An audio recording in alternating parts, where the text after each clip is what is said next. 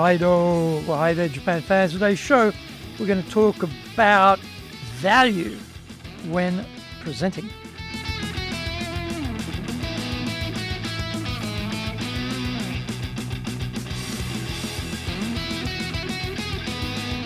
Prezen o master shimashou.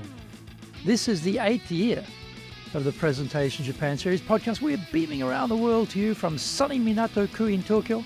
I'm your host, Dr. Greg Story, Dale Carnegie Tokyo franchise owner, the president of Dale Carnegie Tokyo Training, and the 3-time best-selling author of Japan Sales Mastery, which is Zaeigyo in Japanese, Japan Business Mastery, and Japan Presentations Mastery, or in Japanese, Anata mo Prezen no Tachijin. Plus, Stop Wasting Money on Training, which in Japanese is Training de Okane o Muru ni Suru wa Yamimashou, and all are available on Amazon. Through this podcast, I want to help you become a better speaker to be 1, clear, 2, confident, 3, persuasive, 4, highly influential with those around you. Don't forget to subscribe and share this podcast with your family, friends, and colleagues. We are not being sponsored by Libsyn, but we value your privacy, which is why we have our podcast hosted by Libsyn. Unlike many other hosting organizations, Libsyn have a strict policy that does not allow access to your private information by anyone. Here is our daily podcast lineup on Apple Podcasts. Mondays, the Cutting Edge Japan Business Show podcast. Tuesday, the Presentations Japan series. And every second Tuesday, the Business Tachijin no Oshie show. Wednesdays, the Sales Japan series. Thursdays, the Leadership Japan series. And every second Thursday, the Business Pro Podcast show. Fridays, the Japan Business Mastery Show podcast, and Saturdays, Japan's top business interviews. Now, this is episode number 381. Today, we're talking about always provide value when presenting in Japan.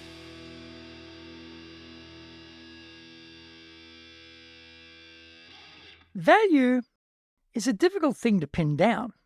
In any audience, there is bound to be a wide range of interests, needs, and wants. How do we decipher that array into a presentation which meets all expectations? Well, we can't. There are too many variables at play, so we have to work on hitting the target for the majority of those who have assembled to hear us speak. There's a designated theme for the talk, hosted by an organization whose members have aligned around a central set of interests. That is a good starting point to ascertain which angle of approach will be the best and most effective. Within that broad spectrum, we have our own areas of expertise and interest, and we seek the nexus of those two forces to find the right theme for the talk. Having worked out which theme and approach will meet the needs of most of the audience, we need to look for our value bombs. What do we know which they don't? What valuable experience have we had which they won't have had? What dead ends and failed missions have we experienced which they won't have had as yet and will want to avoid? The process of elimination is at work here as we dissect our own knowledge bank and our host of experiences as we draw on the resources we have available to us for assembling the talk. There's a balance between talking about ourselves and making it relevant to the audience. Some speakers get that line of demarcation confused and spend too much time on their own glorious career. They forget the audience is not like us and have different drivers of importance to them. Our examples, for our own hard-wrought experiences, are certainly powerful and appealing to an audience. However, we have to move from the specifics about us to the broader frame of reference to how the audience can apply the lessons we have learned. This is where the value transition takes place. We need to craft that transition carefully. This is what happened to me, the incident. This is what I learned as a result, the insight. And here is what you can learn and apply for yourself, the application. This incident insight, application formula is a very handy frame of reference to throw over the talk we are designing to make sure that we can draw out the value for the listeners. Find out more. We come back from the break. Our show today is brought to you by our public courses, but we also do custom in-house programs. We do them in Japanese, we do them in English, we do them in our super safe classroom, and we do them live online. Our show today is being brought to you by, on the 25th to 26th of April, our High Impact Presentations program. On the 9th of May, we'll do our 3-day version of the Dale Carnegie course. Go to our website, dale-carnegie.co.jp. That's Dale, D-A-L-E, Carnegie, CARNEGIE.co.jp. Lots and lots of value there for you. To do better in Japan, email me at greg.story, that's greg.story, S-T-O-R-Y, at dalecarnegie.com. If you like learning by watching videos, then we have over 2,300 there for you at Tokyo, Japan, Dale Carnegie TV on YouTube. We release 3 shows every week on YouTube. The Cutting Edge Japan Business Show, that's the premier business show in Japan, every Monday, Tokyo time. Fridays, we have the Japan Business Mastery Show, and on Saturdays, we release Japan's top business interviews, where I interview leaders from SMEs right up to the corporate captains of industry on one topic, leading in Japan. Now, every second Thursday, we release the Business Pro Television Show. Get my best-selling books on business in Japan. The Bible on Selling, Japan Sales Mastery, that's Zaegyo in Japanese, Japan Business Mastery, and Japan Presentations Mastery, which is Anatomo Prezen no Tachijin in translation, plus Stop Wasting Money on Training, which in Japanese is Training de Okane o Budni Suno wa Yamimashou. And all are available on Amazon.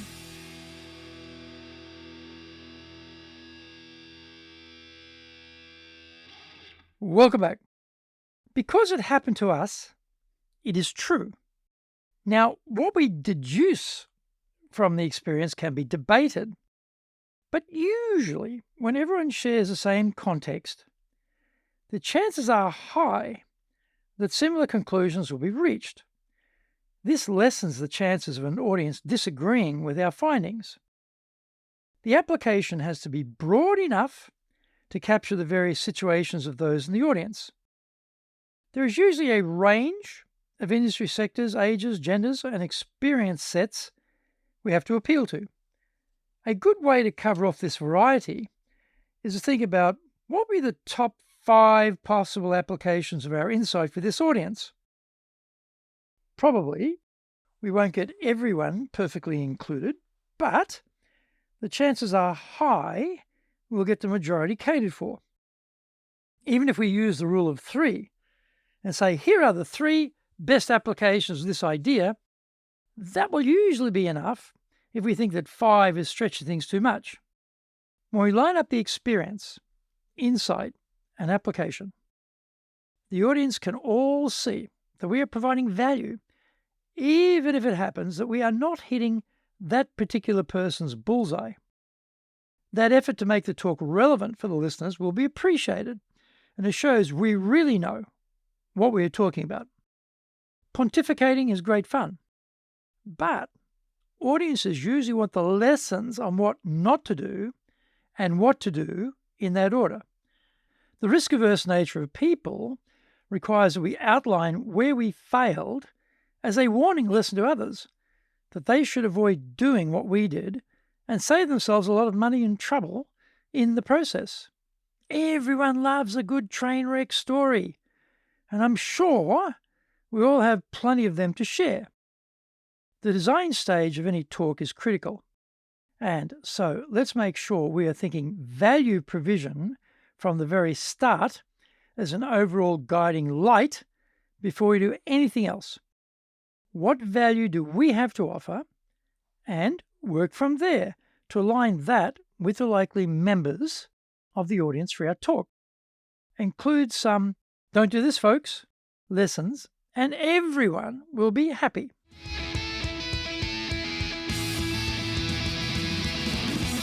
Did you get value from today's show? If you did, then share the love around with your family, friends, and colleagues. Don't forget to subscribe and share this podcast. Until the next episode, go out there and apply the learnings from today and become a presentations legend amongst your circle.